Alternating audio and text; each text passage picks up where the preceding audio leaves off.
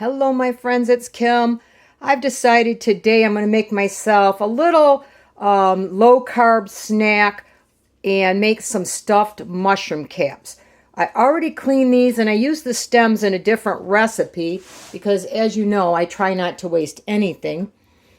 And usually the mushroom caps that I make usually has like crackers in it or breadcrumbs or something like that. So I'm trying to figure out a way to make them where they'll taste really good but not have any of those type of products in it. So I came up with an idea. Now I bought these Laughing Cow cheeses.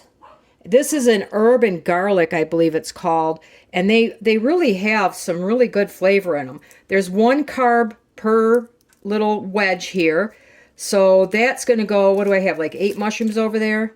Not saying I'm going to eat them all at one time, but I'm just going to make them all at one time. So there's my little wedge, and then I thought, well, that's not going to go far enough, so I'm going to add a little bit of mozzarella cheese. I don't have much here, but I want it to go a little further. There's probably like 2 tablespoons in there, and that would be about a half a carb there. And then my almond flour has, 4 grams of carbs per 2 tablespoons. But I wanted to get some bready type product in there to kind of bind it together. So I'm going to add 1 tablespoon of my almond flour. Oops, stuck to my spoon because it's frozen. I keep my almond flour in the freezer because it keeps it fresh very much longer. So all I'm going to do is kind of mash it all together really good, mixing that wedge of cheese and the almond flour. Now, I haven't done this before, so we'll see how it works together, but I think the flavor of that Laughing Cow cheese along with the mozzarella is going to taste really good, and I'm hoping that almond flour kind of binds it together a little bit. If it doesn't, well, I won't use it next time.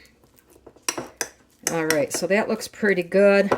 Now all I have to do is take a little bit of my cheese mixture, and yes, I do use my hands because it's just easier this way. I'm going to top off each mushroom. Then I think I'm going to bake these, I can't remember what I used to bake them at, in a rather warm oven, probably like 375. It's going in my toaster oven. That way I like to have the outside of the mushrooms a little bit cooked really, really well. You know, you almost want to caramelize them. It really brings out the flavor in them. So I'm going to go ahead and finish stuffing these. Okay, I do have to borrow a little bit from the first 2 I did because they were really stuffed.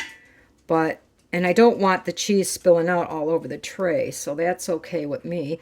But it made enough to fill these up pretty good. I mean, each little stem hole there has a good amount of the cheese mixture in it. So I think I'm going to throw these in the toaster oven at 375. And I'm not sure how long. I'm going to set them for like 15 minutes to start. And then I'll figure out how that did, and I'll let you guys know. Those are cooking. I wanted to show you. This is it's garlic and herb, not herb and garlic. The Laughing Cow cheese. And it has 2 grams of protein with 1 carb per the little wedges. But, you know, they are really good. They add a lot of flavor. I was really surprised how much flavor they add.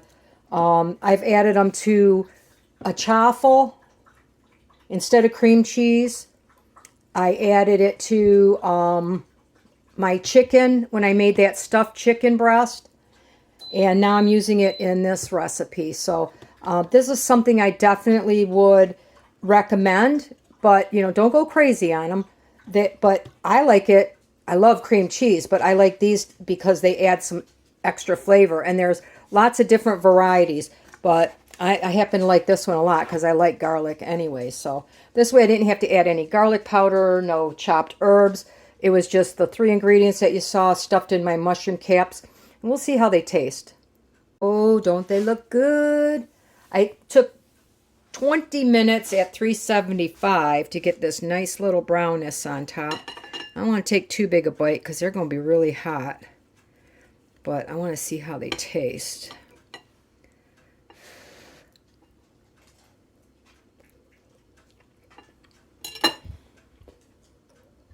All right, I'm definitely going to give this a thumbs up. The cheese held together well. Not sure if I needed the almond flour, so next time I might try it without just to see, but it did give it a little bit of body to it. The garlic and herb Laughing Cow cheese is not overpowering at all. Mellowed it down between the cooking and the mozzarella, so I'd say this is a winner for me. And if you guys have any ideas on what else could be stuffed in these mushrooms, I'd appreciate it.